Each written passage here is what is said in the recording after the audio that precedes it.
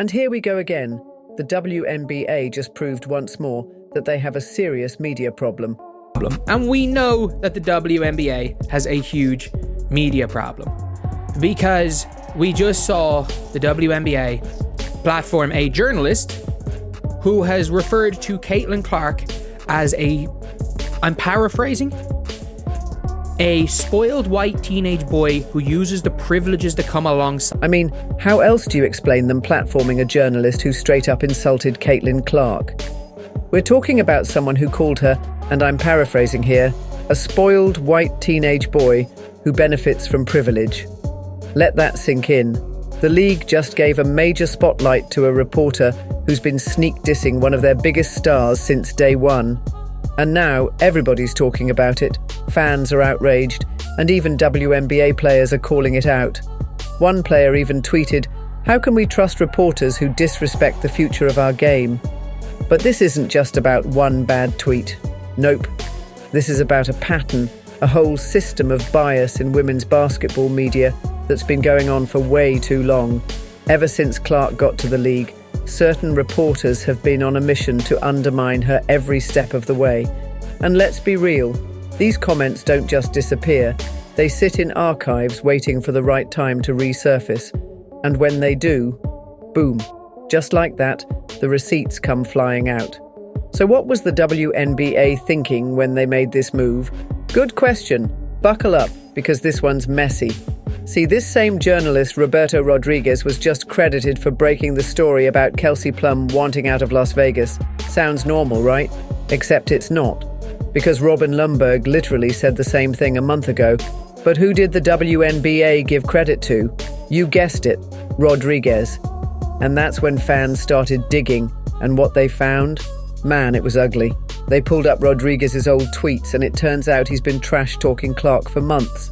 Full-on disrespect. We're talking about a professional journalist who actually tweeted that Clark is a spoiled white teenage boy. Can you believe that? A reporter covering women's basketball going after one of the league's biggest stars like this, acting like she forgot Clark's been out here breaking records left and right. And instead of talking about Clark's skills, she went on some rant about how she acts entitled and thinks the rules don't apply to her. Now let's talk about this so-called issue that keeps coming up. Clark complaining to referees. Is that really what we're doing?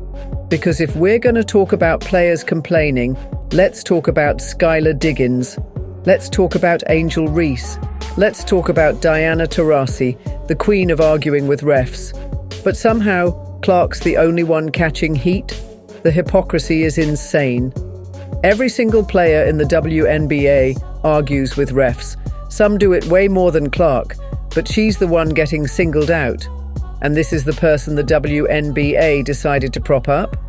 Oh, but it gets even crazier, because Rodriguez isn't just biased, she's straight up hypocritical.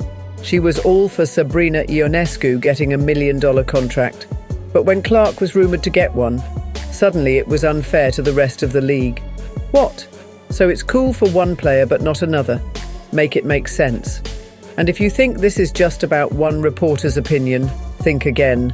This is about the way the WNBA handles media coverage, period.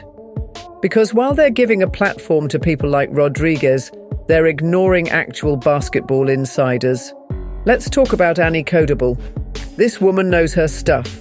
She's been breaking trade news, calling signings before they happen, and dropping major insider knowledge. And the WNBA pretends she doesn't exist.